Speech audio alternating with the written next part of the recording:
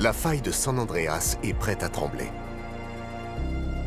Depuis 1906, les scientifiques le savent, mais pour le moment, impossible de donner une date précise, impossible de capter des signes avant-coureurs.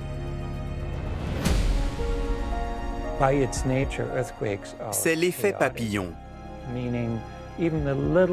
Il suffit d'un léger mouvement ou alors d'une modification infinitésimale du tremblement de terre et c'est tout le système qui est modifié. Ça ne sera jamais prévisible. Quel que soit le degré de sophistication du modèle, on ne pourra jamais prédire exactement ce qu'il va se produire. Pour être clair, aujourd'hui, on ne sait pas prédire quand les séismes vont avoir lieu. On teste, on a beaucoup d'idées, mais on n'est pas encore capable de faire des prédictions quantitatives. Donc voilà, au niveau de la prédiction, on est un peu coincé là. Je peux vous dire que je suis dans ce domaine depuis 40 ans.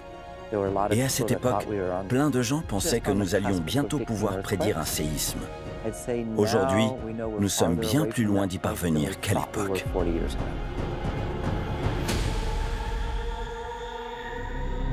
Les sismologues sont dans une impasse et la population californienne continue d'augmenter.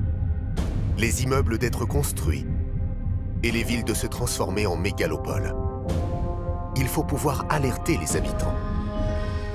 Les scientifiques proposent alors une solution. On a accès à beaucoup de données, on sait l'histoire de sismicité de beaucoup de failles qui sont proches des villes. Et donc on est capable de faire certaines prédictions statistiques sur le risque. Et donc certains modèles maintenant sont suffisamment sophistiqués pour pouvoir attribuer une probabilité d'occurrence de séisme de certaines magnitudes sur une certaine durée. On a choisi 30 ans parce que c'est une période à échelle humaine. C'est la durée d'une génération ou d'un crédit immobilier. On peut estimer une probabilité pour les 30 prochaines années, genre il y a 10% de risque de tremblement de terre, puis les 50 prochaines, 20%, et les 300 suivantes, par exemple 80%. Donc, ça revient à des probabilités. Et il y a beaucoup de modèles différents qui sont utilisés et vous les pondérez en fonction de votre degré de confiance à propos de ce modèle ou de ce sous-modèle. Que va-t-il se passer dans les 30 prochaines années sur la faille de San Andreas? Quelle est la ville la plus à risque de vivre le Big One? San Francisco? Los Angeles? Santa Cruz? La population doit savoir les dangers encourus de vivre en Californie. Dans la baie de San Francisco, il y a 70% de risque dans les 30 prochaines années que le tremblement de terre du siècle se déclenche. Les sismologues sont allés jusqu'à détailler la probabilité sur toutes les failles actives, chacune menaçant une grande ville. Cela nous permet de dire que dans les 30 prochaines années, la probabilité d'avoir un tremblement de terre sur la faille de Hayward est de 31%. On en a déjà eu un en 1868 de magnitude 7. Cette faille se trouve dans l'un des endroits les plus peuplés de Californie. Elle est super dangereuse. Mais il y a aussi la faille de Rogers Creek qui passe vers Santa Rosa, 170 000 habitants, ou alors celle de San Gregorio qui longe Santa Cruz avec 10% de risque. Mais si vous vous dites « Ah ok, 10% de risque dans les 30 prochaines années », ça veut dire qu'il y a 90% de chances que cela n'arrive pas. C'est ce que beaucoup de gens vont penser. Je ne vais pas m'inquiéter. Eh bien si, vous devriez être inquiet. Parce que toutes ces failles sont bien au-delà de leur temps de récurrence. Et la probabilité géologique qu'elles se déclenchent est réelle. Donc on doit être inquiet, car lorsque la faille va rompre, ça sera un Big One. Au sud, dans la région de Los Angeles, il y a 75% de risque d'un gigantesque tremblement de terre de magnitude 7 ou plus.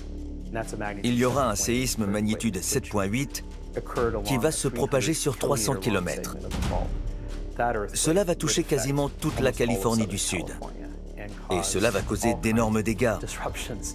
Des personnes vont être blessées, les infrastructures seront détruites, etc. Au final, la Californie a plus de 99% de risque qu'un Big One se déclenche quelque part dans les 30 prochaines années. Ces prévisions sur 30 ans sont vraiment utiles pour la société. Ça permet de décider quelle infrastructure il faut renforcer en priorité. On doit protéger nos infrastructures, on doit protéger nos hôpitaux, nos écoles, et donc on doit prendre des décisions informées. Je parlais justement avec une mairie qui n'avait pas renforcé depuis des décennies toutes ses stations de pompiers. Et on peut leur dire, on a observé que les probabilités d'imminence d'un séisme sont élevées. Vous devriez revoir ces installations pour qu'en cas de séisme, les pompiers puissent aider les populations. Ces pourcentages sont un terrible rappel du danger qui menace les Californiens. Il y a vraiment une chose à comprendre. C'est que nous vivons sur une zone hautement sismique. Le Big One va arriver. Il faut avoir des kits de survie, de l'eau, de la nourriture, toutes les prescriptions médicales. Il faut avoir de l'argent liquide car il n'y aura plus de distributeurs. On doit toujours être prêt pour un grand séisme en Californie. Il va avoir lieu, c'est sûr. Bon. Et donc, comme il va avoir lieu, le principe, c'est qu'il faut être préparé, il faut que les populations soient éduquées et puis essayer de réduire l'impact du tremblement de terre sur les constructions et sur le nombre de victimes. Se préparer au pire. Les scientifiques ne baissent pas les bras et vont déployer toute la technologie en leur possession pour protéger le mieux possible les habitants. Pour cela, ils vont commencer par déployer un des systèmes d'alerte les plus sophistiqués au monde dans la détection des séismes. L'idée est de pouvoir détecter un tremblement de terre le plus tôt possible, dès qu'il atteint la surface. Alors on peut prendre cette information et l'analyser pour répondre aux questions comme « Où va-t-il se propager et quelle est son intensité ?» L'idée est donc de capter les ondes sismiques déclenchées par le séisme à l'aide de sismographes ultra-sensibles. Quand la rupture se propage, elle émet des ondes, effectivement. Elle émet différentes sortes d'ondes. Elle émet d'abord des ondes qu'on dit de compression, comme l'onde sonore, qui se propagent très rapidement, ce qu'on appelle les ondes P. Les ondes se propagent extrêmement rapidement. Et ensuite, vous avez les ondes S, qui évoluent de manière totalement différente. Plutôt que de voyager en compression, elles cisaillent la Terre. Et elles sont beaucoup plus dévastatrices, mais elles se propagent moins vite que les ondes P. Donc, si vous sentez les ondes P, vous avez un peu de temps pour vous protéger avant leur arrivée. Et elles seront bien plus puissantes. Il y a d'abord les ondes P qui atteignent la surface du sol et qui se propagent extrêmement rapidement. Quelques secondes plus tard, les ondes S émergent en bougeant de telle manière qu'elles se propagent moins vite que les premières ondes. C'est ce délai entre les deux trains d'ondes qui va permettre aux scientifiques de développer un système d'alarme. Cette première onde de compression, c'est celle que les capteurs vont sentir tout de suite, par exemple. Même vous. C'est-à-dire, si vous êtes couché, hop, vous sentez qu'il y a un truc. Donc là, si vous êtes sismologue, vous commencez à compter, parce que vous connaissez la vitesse de propagation des ondes, et vous attendez d'avoir la deuxième secousse pour dire « Ah ben voilà, il y a tant de secondes, donc telle vitesse, donc telle distance ». Dans le cadre du Big One, je pense que vous allez être secoué sérieusement par la première onde, et il y aura mieux à faire que de commencer à compter, je pense. Voilà. Les sismologues vont capter les premières ondes, les ondes P, pour déclencher l'alerte avant que le deuxième train d'ondes, le plus dévastateur, ne touche la ville. Pensez à ce système d'alerte comme une course. On doit arriver à aller plus vite que les ondes sismiques qui se propagent. Cette course face aux ondes sismiques se joue à la seconde près. Pour gagner, les scientifiques ont déployé plus de 1500 sismographes le long de la faille de San Andreas et sur les failles secondaires, mais ce n'est pas tout. Cette information est analysée par une intelligence artificielle. C'est le cerveau de l'opération. Nous sommes justement dans un de ces centres ici, à Pasadena. Tout se passe en quelques secondes. C'est ça l'innovation. Certes, on utilise sur le terrain des sismographes, mais la vraie prouesse est de pouvoir analyser les données extrêmement rapidement.